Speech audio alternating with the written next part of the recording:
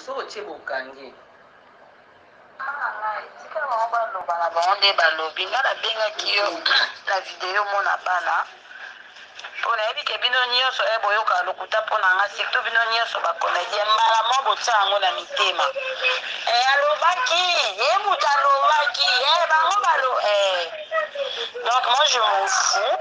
je fais ma vie et naza na bana na nga naza à l'aise ozoyoka bango nde baosakana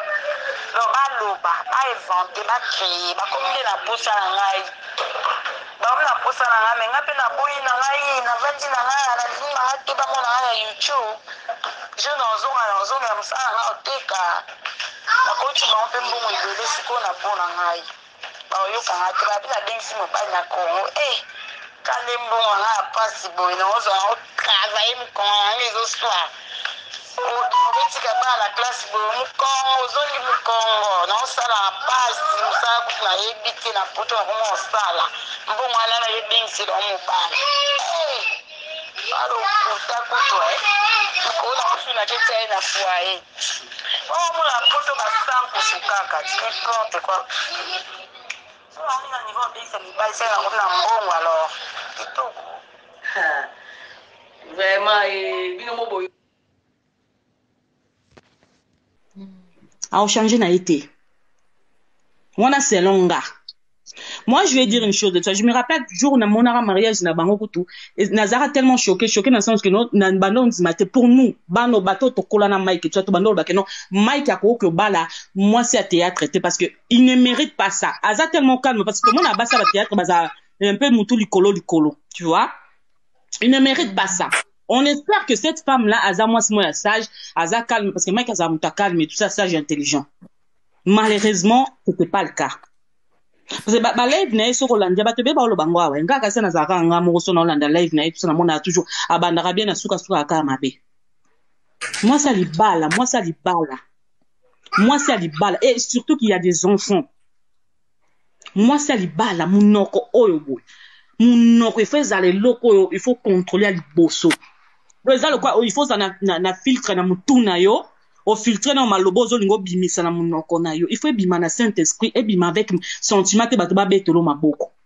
Ariacha obengisa mobali oyo atika na Congo na poto ndeni parce que ye moko aza na famille moko pauvre aza na famille ya pasi famille na ye moko batalelaka ye aza na lipasa na ye jusqu'à présent lipasa na ye na ye poto te lipasa na ye moko aza na opposé te ye sikoyo atika na lipasa na ye po abengisa kaka mobali na poto mobali okutu bakoboyana na bango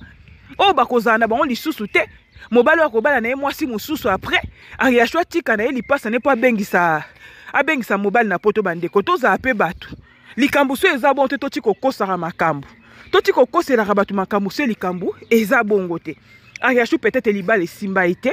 ye na mobali na peut-être ezalaki nango sapato ya likolo na ye te mobali na azalaki likolo ya sapato na ye te ka nde tolobaka peut-être yango bakabwani bandeko bofinga nga te nga nazo encourager divorce te po divorce ezalaka pasi surtout so bana baza na kati po d'éducation ya bana ezalaka pasi mais bato bavandaka so boyokana so boyokana te bokoki kovanda te Le mariage c'est combattu tout le jour biso peut aura na ba problème elekela ka ofo mais nga mobali na kuta mwaza soko swani na obengi bandeko na zo silika pourquoi tu appelais ma sœur fallait to gérer ngo biso mi balé même propre ndeko na linga ka kututé ya s'il te plaît ya shuto linga ko mingi mama pona nga wa start wa vedette ya yo se pesa ka biso mais mama tika na mama internet li balé ya mama internet te Mike a mobile moko a mobile responsable na kati ndako to yebi eta sala théâtre nulle part on n'a pas besoin de savoir tout ce qui se passe dans votre chambre ma chérie je suis désolée yela biso mama théâtre yela so mama Mike te comment na kati ndako na longo sauf madame Mike na kati soko na internet il a so théâtre ko il a biso mama Mike te ça c'est pas du respect respectez mon bal non ko yaya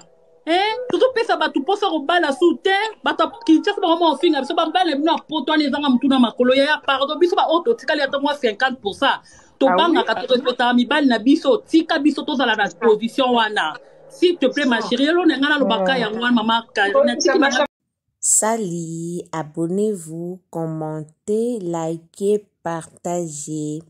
S'il vous plaît, abonnez-vous, commentez, likez, partagez. Bisous, bye.